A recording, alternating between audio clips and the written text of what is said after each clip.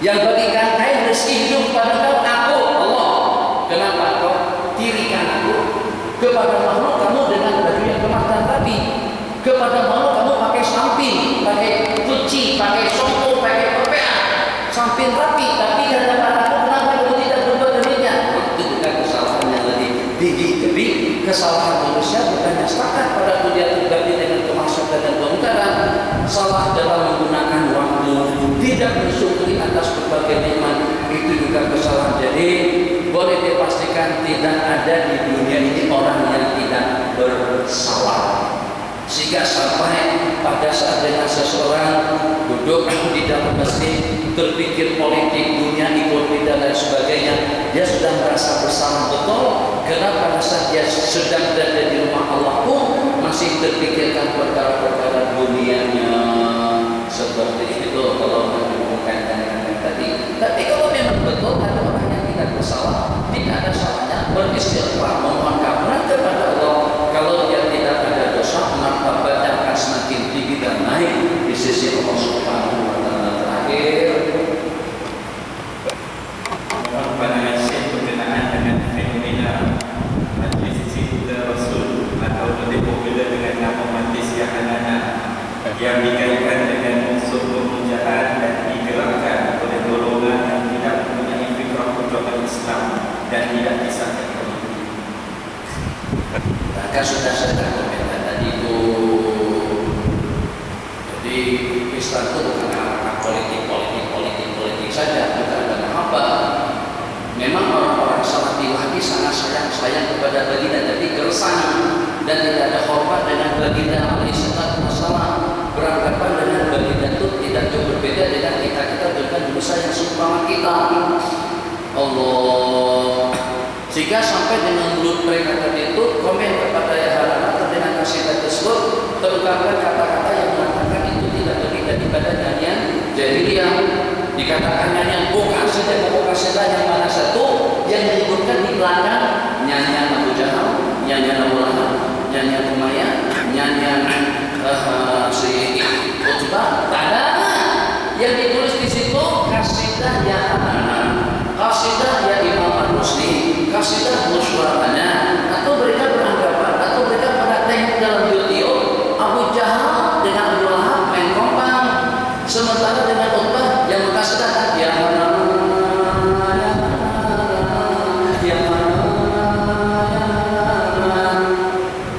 ada yang walaupun hadis itu maudhu tidak ada, Buddha tidak pernah berkasidah Yahanana. Bagaimana kalau sampai itu dikatakan kasidah nyanyian jahiliyah?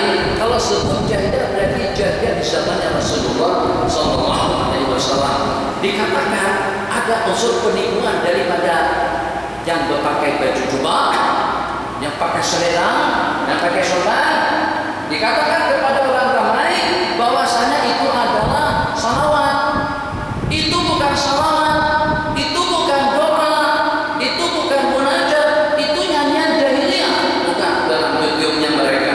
Begitu dikatakan, awak hati-hati jangan sembarang cakap. Tadi kan kita cerita tentang sayangkan amal kebaikan kita. Jangan komen kalau kita tidak tahu, jangan komen kalau kita tidak baca dan juga kita tidak mendengar sampai habis. Mungkin yang kata dia nyanyian jahiliyah itu haha haha haha haha, yang itunya saja. Lepas itu dia tutup. Kalau dia dengar daripada Allah, ya Hanana, ya Hanana, ya Hanana, ya Hanana, bahagianya suaranya kami Bahadirul ayyan biduhurin Nabi Ahmad. Oke, saya tanya, kalian pemerintah dengan ayat yang itu telah zahir agama yang perkasa, yang Allah perkasakan dan yang Allah kuatkan dengan berbagai mukjizat dengan kelahiran Nabi Muhammad.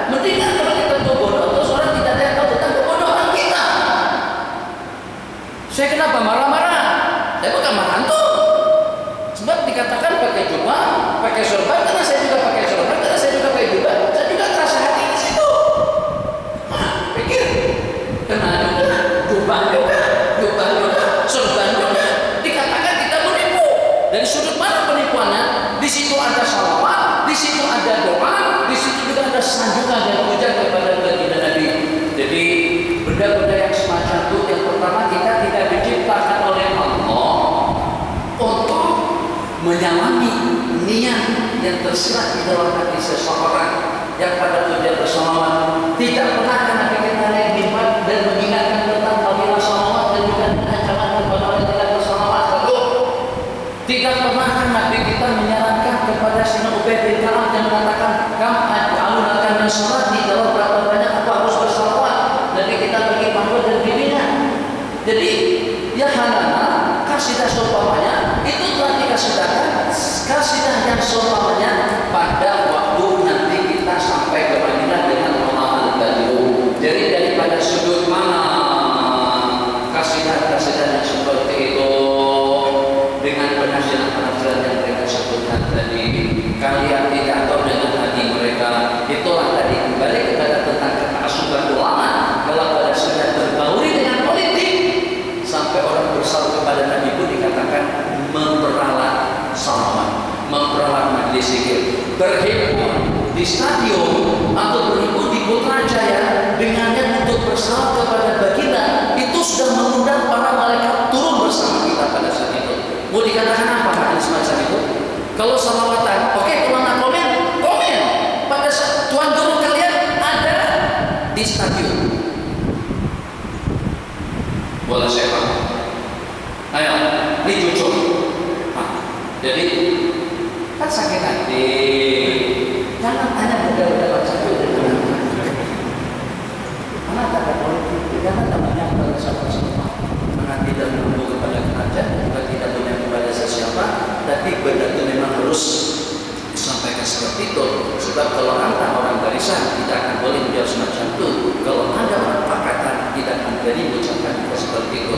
Kalau anak dipecah daripada parti, mana ada parti. Dan mengucapkan saya mengucapkan daripada Golkar, bukan Golkar. Daripada P3, Anda bukan P3. Anda bukan Jokowi itu yang dicalonkan sama mantan partai PDI itu yang punya Ibu Mega, atau juga dengan Prabowo itu yang diwakilkan sama partai yang ada gambar harimau, Gerindra. Kita sudah praktekkan ilmu dan juga praktekkan hadisnya kita. Jadi kita berharap kepada diri kita sendiri. Itu yang tadi itu jelas sudah sama. Sekarang kepada orang yang paling disayang oleh baginda.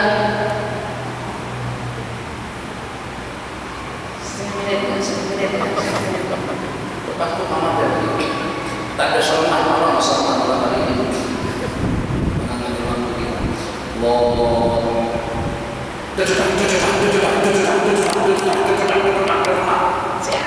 Kejar. Terbunuh sebentar di hadapan seorang kafir. Kata si kafir, asyhadu an la ilaha illallah. Jadi pada saat itu Sayyidina Usamah bin Zaid ini kekasih Rasul, anak kekasih Rasul yang sudah ada jaminan surga daripada Allah dan Rasul, tetap juga menguruskan pedang dari itu ke para kafir yang sudah mengucapkan dua kalimat syahadat. Belah kepalanya, oh mati dia di medan perang. Nanti kita dapat Facebook, dapat informasi SMS, ada yang hantar ke email beliau. Tapi kita baca Sayyidina Usamah bunuh orang setelah mengucapkan dua kalimat syahadat. Nanti kita panggil, mana? Akatahu ba'da qala la ilaha illallah. Kau bunuh dia setelah dia mengucapkan dua kalimat syahadat. Itu tidak ikhlas. Coba dengar. Apa artinya dengan yang tadi itu? Itu tidak ikhlas. Itu mengucapkan karena takut dengan pedangku saja. Nabi kita dengan marahnya mengatakan, apakah kau bedak dada dia sehingga kau tengok dia tidak ikhlas mengucapkan kata-kata tadi itu? Apa urusannya kita dengan mereka ketika dengan kita komen itu tidak ikhlas kepada Allah? Itu bukan urusan kita. Serahkan doa. Siapa itu dengan lantunan doa di tengah malam, lantunan doa kepada Allah Jalla wa'ala akan membuka pintu-pintu hati kita, pemimpin-pemimpin kita. sehingga senada dan seirama dengan kita, bukannya setakat untuk melaksanakan hukum semata-mata, tapi untuk melaksanakan hukum syariat Islam secara total dan tuntas, daripada I sampai pada Z, daripada alif sampai kepada Ya, itu semuanya dipanggil Masya Jalla wa'ala. Jadi yang positif jangan kita komentari dengan mudah pada negatif. Ini soalnya silahkan, ini dengan politik maka silahkan, ini dengan kebijakannya silahkan, ini dengan